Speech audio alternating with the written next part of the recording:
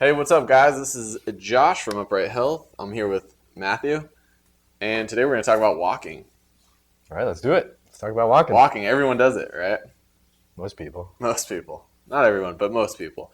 And more specifically, we're going to talk about walking and how you can kind of engage the right muscles as you walk, specifically your butt, right? Mm-hmm. We like to use the glutes while we walk, okay?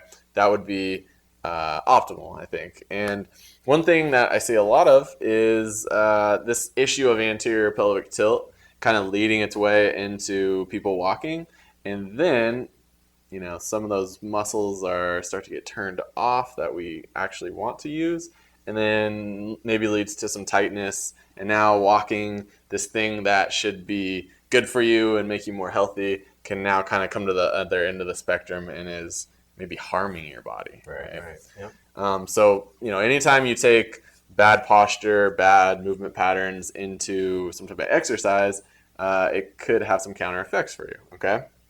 So first off, let's talk about this issue of walking with anterior pelvic tilt, or this kind of overextension issue. So if Matt kind of comes here and then he takes a step here, take a little bit bigger step.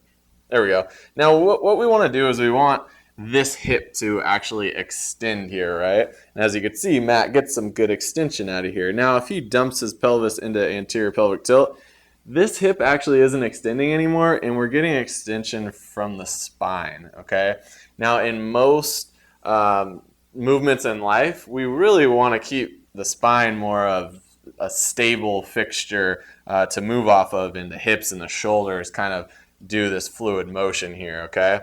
So this right here is a huge thing to think about while you're walking is, are you having this big arch in your lower spine? If you are, then we need to fix that, okay? And the way that we're going to fix that is by, number one, we need to get a little bit more tension here in the belly, okay? We need to turn these abs on, and then we need these glute muscles to kind of put this pelvis back into a neutral position, okay?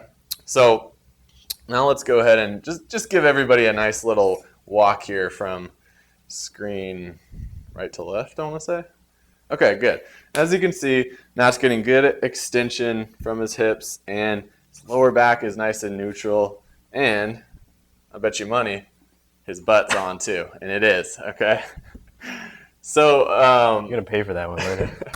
so if you find yourself in this situation and you're walking and you're really having to mentally focus on doing this, then number one, it's a good thing that you're doing that. But number two, that shows that you're probably just having some issues with the muscles that need to be activated, and that we need to train those in the gym. Or, I say in the gym, but really just if you want to do it at home, that's fine too, right?